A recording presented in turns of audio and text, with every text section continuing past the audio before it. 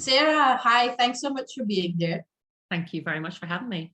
So let's dive in. Why did you decide to introduce EFT into schools? Well, that's a long story. And it started with me as a child because I was a very, very shy child and I lacked confidence and I just was like a rabbit caught in the headlights. I went to speech and drama as a child and then I trained as a drama teacher. So then I was working in lots of different schools. I'd had the same experience in every school with every child, that whilst you could put them on the stage and give them what I would call a facade of confidence, behind their eyes and in their heart, you could see that it wasn't there. It was just they would get up and do it for you and do it beautifully and then shrink back into the shadows. And it used to frustrate me that I couldn't get to them and I didn't know how to help them. So after about 10 years of teaching, I then retrained to be an actor. And it was during that journey that I discovered about psychology and about counselling skills and about the motivation behind our moves and why we do things that we do and think the way we think. So that was a massive journey for me and I learned so much. And then I started thinking, gosh, how can I help the children with this? So I ended up working in the acting industry for a number of years. And then my son was born in 2008 and I sort of gave that up. And then when he started school and I got mixing with children again and his little friends, and I thought, they're the same as they were before. Nothing's changed. In fact, they're even more insecure than they used to be. And how can I do something? How can I help? And it was around about that time that I was introduced to EFT and I did an EFT course and I was absolutely blown away by the impact that it had on me and the power that it had on me. So I thought, what can I do? How can I introduce my acting skills and teaching skills and all the psychology that I've learned and the counselling skills and the EFT? And around about that time, I had the opportunity to write and to start writing. So then I thought, how can I maybe make up some little stories? So these little stories were created about the little sunflower characters. So there's 7 little characters. They all are different to look at, but when you get to know the characters, there's a mouse, there's a lion, there's a tortoise, there's a hare, there's a cat, a dog, and a monkey. And whilst they all look different, through the stories, you find out that all their feelings are the same. They all feel anxious, they all feel nervous, they all feel worried, they feel shy, they feel insecure. And little sunflower teaches the children different skills and they listen to the stories. Like the teachers tell me that when they see or listen or hear a character that is like them, that they listen more closely because they can see themselves in that character. So that the EFT then, because the characters do EFT, the children are more open to actually taking part and doing EFT themselves. And it's been in schools now for it was piloted and then it was trialed. And then just as it was getting going, COVID hit.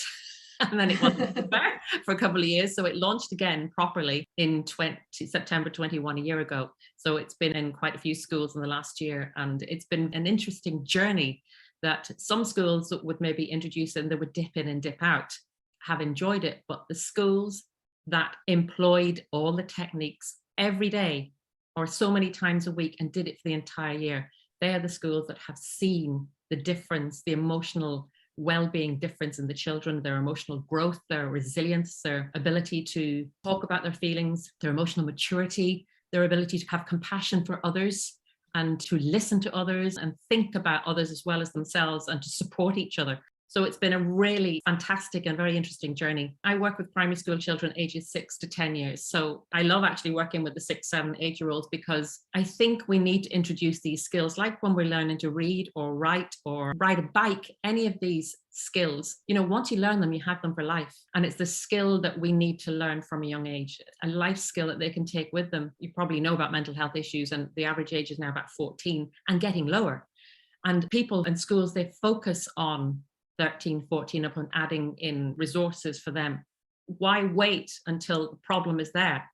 Get the intervention in from that age of 6 and 7 so the children absorb it and it just becomes part of life. By the way, do you have the book hand, like a book handy you could show us or in terms of the resources that have been used? Well, I haven't got the book. I can't show you a physical book right now because I didn't bring one with me, but I can show you, some pictures on my, now, where did it go? Okay, so this is just the little sunflower logo and the little sunflower character. So he actually makes noise and he talks back to the characters when they talk to him. He makes the same sound all the time. It's like bang, bang. And that's the way of saying yes or no. So as the weeks go by and the children complete the tasks in the program, and they do their EFT. Each of the story has a different theme, so they add to it each week, and the little sunflower grows. So they can do arts and crafts, and I will show you. These are some of the images. So art, it's up to yourself what way you do it. There's so many different elements to Little Sunflower, but as they do the story and they work on the different themes, you can add in a new stalk. So each week, the little sunflower will get bigger. So he's getting bigger and growing. The idea is for it to mirror the children's emotional growth as well. In the animations that we have, the little sunflower, there's a song at the end, and the little sunflower grows and kind of curls its way around the screen. The children love to see it because they want to know that they've done the work right, so they can see the little sunflower getting bigger and getting happier for them. Oh. So in this, there are arts and crafts, obviously, and there's drama and games and literacy development and music and song and dance and all these different things, which, as we all know, are what help our mental health. But the main tool is EFT. But these pictures in particular, they mean a lot to me, because the one at the bottom with the little characters, Little Sunflower was introduced into an autism unit earlier this year. This was drawn by a little boy who is non-communicative, but he listened every week to the stories. The teacher knew he was enthusiastic, and then one day he took a piece of paper and his colours and he presented this to the teacher. So she gave it to me, and I was just so thrilled and blown away by it. The picture beside it with the tiny little flower with the little face and the slash for a mouth. And sorry, just to check, you said he listened to the stories, but was he also tapping along? He was tapping along. Yes, he did the tapping. He did the tapping every week. And what the teacher did as well is she took a sunflower vine. She made a vine and she attached it to the wall with the numbers 1 to 10. And as each of these children came in every day, they would put the name on the number that they felt was relevant to them. And then the teacher knew where they were on the vine and how much tapping she had to do and how she had to work on it. But the children in that unit took to tapping so well that parents actually started to ring in to the school and say, what is this thing they're doing? Because if they come home and have a bit of a meltdown and we think, oh, here we go, they will just say, I have to go to my bedroom now and do my tapping. I will come back. And the child, 7, 8, 9, 10, whichever, they would just head off to the room for about 10, 15 minutes, do the little bit of tapping and come back completely calm. And the parents were ringing and saying, whatever you're doing, keep doing it. Because wow. I mean, that level of self-regulation and emotional awareness, even some adults are still working on. I mean, it's just, as adults and kids have reached that level of emotional awareness and self-regulation. Incredible. It is. And the children are enjoying it and they are loving it, because I did a review at the end of the school year and so many positive reviews about tapping and how they've used it for exams. One child, she wrote, I did it before I had to do my maths exam because I was very nervous, but it worked because I passed. Another one said, before I started this, I used to think that everybody else was better than me. But now I understand that I am my own person. And I thought that was a 9-year-old child wrote that. And I just thought that was mind blowing. And it just shows the power of the technique and what can be done. Yeah. This little flower at the bottom, this was a 10-year-old boy who drew this, and he has emotional issues, and the teacher tasked him with making the sunflower after week 1. So by week 4, he didn't do work in class, and he would sit and he would have a desk beside her, and he didn't really get involved in anything.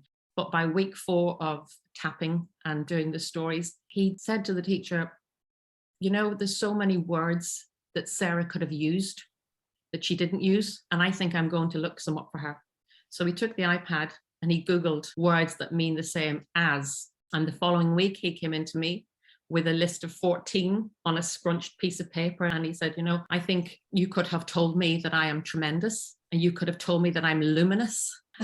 These incredible words that I hadn't thought of. So I said, you know what? Let's tap it right now. So the whole class, we tapped on his words, and this was the flower, the top flower. This is what he decided to draw instead. By week 4, he said to the teacher, I don't think that flower works. It's just not right. It doesn't feel right. Can I do another one? And that's what he came up with. Wow. So you've got the before and after, before the tapping, how he felt, and after the tapping, how he felt. Yes. And the top picture on the right, all the little pictures are by 5 and 6-year-old children. So the teacher, she drew the vine and added to it each week. But the amusing thing is the children thought that the sunflower was growing on its own. Yes, so she would lift the head each week and move it over a little bit and add another bit of vine in with more positive words. But unfortunately, when the classroom door opened one day and 2 of them came in and caught her, they were like, Miss, it's you. We thought it was grown on its own and we couldn't understand. So they're very special. They're very special pictures, very special moments for me to know how much this means to the children and how much they're getting out of it. And then, of course, we have little sunflower toys. So the little characters, we have prototype toys at the minute, and they've got long arms. So I don't know if it's actually, well, I'll stop the share, shall I? Yeah. This is Toby Tortoise from, if you can see him there. So they've got extra long arms so that they can tap themselves or tap with the child. And then there's another little character, Milo Mouse. He's only got one ear in this picture. But he has two ears. He's just not showing up. So they've got extra long arms so that they can tap. So I would suggest that if they have a special toy or favorite toy, to tap on the toy as well as tapping on themselves, or have the toy tap on them. Something that gives them comfort and something that feels special to them and that they can connect with emotionally is very powerful.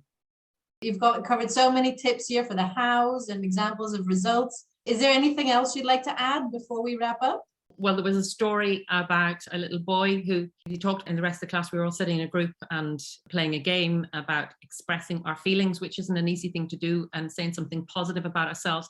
But he was telling a story of he was on his way home and some bigger boys locked him in the shed and he was being bullied. And another little boy said, I know who you're talking about. They broke my grandma's window. So that there was a mutual connection there. And they were both able to say, I felt really scared.